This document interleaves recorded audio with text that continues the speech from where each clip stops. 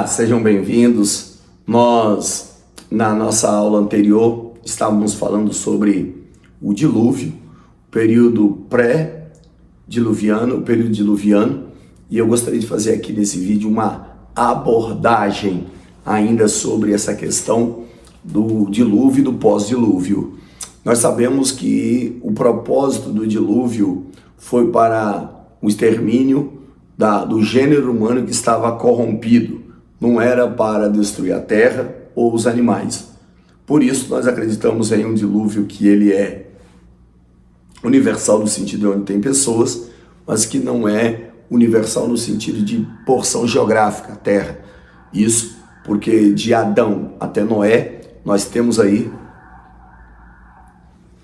de Adão até Noé, nós temos um período em torno de 1.600 anos. Com 1.600 anos, nós vamos ter uma população no mundo em torno de 1 milhão de pessoas, que cabe hoje dentro de uma cidade como Osasco, Guarulhos. Então, não teria por que um dilúvio atingir, por exemplo, o que nós hoje chamamos de continente americano, dividido em América do Norte, América Central, América do Sul, o continente europeu, Oceania, todo o continente asiático, sendo que a população mundial na época era em torno de 1 milhão de habitantes. Então, nessa região, o dilúvio alcançou os topos mais elevados da terra. E aí, pós-dilúvio, após Noé, seus filhos descerem da arca, após um período de 1 ano aproximadamente, 1 ano e uns dias, entre os 40 dias e 40 noites de chuva, o período em que a arca sobe, flutua e até que ela pousa no monte Ararat, o período que eles ficaram até as águas minguarem vai dar em torno de 1 ano e um pouquinho. E aí começa o repovoamento da terra. Dos filhos de Noé, Sem, Cã e Jafé.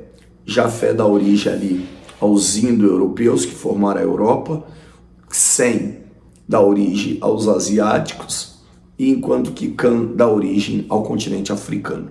A terra começa a se povoar. E até aqui não se ouvia falar de idolatria. O gênero humano se corrompeu cometendo tudo quanto é tipo de pecado. A idolatria começa a partir do capítulo 10, quando nós temos a construção da Torre de Babel.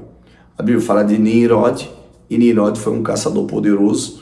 A Bíblia diz poderoso caçador diante de Deus, e o diante de Deus ali não é sentido de temor e de reverência, e sim de posição contra Deus. Deus disse para Noé e seus filhos assim saíram da arca, que era para povoar a terra, e Nimrod ele quer ajuntar em um único lugar. Então, constroem uma torre, e aquela torre ali, do que foi chamado Sinar, que posteriormente é conhecido como a Babilônia, na região de Babel, da Babilônia, ele tenta construir uma torre. A ideia da torre, ela é um processo de rebelião contra Deus. Deus diz, espalhem sobre a terra, ele quer ajuntar. A ideia mental ali de Nimrod é, se um dilúvio vem novamente, nós estamos salvaguardados, protegidos. Deus não nos pega, nós escapamos, sintetizando a ideia. E aí acontece ali a separação das línguas, e aí nós vamos ver os idiomas começarem e vão surgir a partir dali, da Torre de Babel. Uma grande questão que as pessoas questionam, perguntam sobre a questão por que o asiático, o olho puxado, porque o pele mais amarela, porque o pele negra, porque o loiro. E aí nós entramos numa questão que é muito simples explicar isso daí, que é a questão da pigmentação da pele, o clima, o relevo, a altitude, longitude, velocidade do vento, tudo isso contribui com o passar de anos para que alguém possa desenvolver, sair de um estado, de uma cor para outra, alterações genéticas, físicas e etc. Por exemplo, se você pegar um casal moreno hoje e levar para a Europa, onde nós temos uma questão do o inverno, o sol, o verão, o clima, totalmente diferente daqui do clima do continente americano, da América do Sul. Automaticamente, depois de 3, 4, até 5 gerações, o que vai acontecer? A pigmentação da pele vai fazer com que o clima, o vento, o relevo, tudo isso vai contribuir para que começam a nascer lá. Os descendentes desse casal moreno começam a nascer com a pele clara, com a pele mais branca. Por quê? Por causa do clima da Europa. Quem foi na Europa sabe o que é e o que eu estou falando. Então, isso vai influenciando, ok? Então, após a Torre de Babel, ou ali quando morre Nimrod, eles levantam uma estátua de Nimrod, e ali começa o culto e a adoração a Nimrod. Aqui começa a idolatria. Então, até aqui, o mundo teve tudo quanto é tipo de pecado, menos da idolatria. A sociedade era monoteísta, não cultuava vários deuses. A partir de Nimrod, ela se torna politeísta, cultua vários deuses.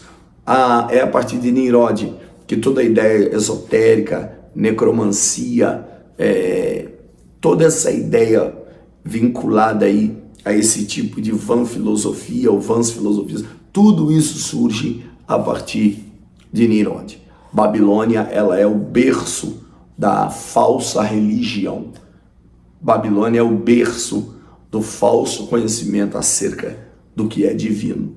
Tudo começa em Babilônia, tudo começa em Babel. Então, a partir de Gênesis, capítulo 10, nós temos essa história. Aí entramos no capítulo 11, é onde começa a história de Tera, o pai de Abraão, e dali por diante.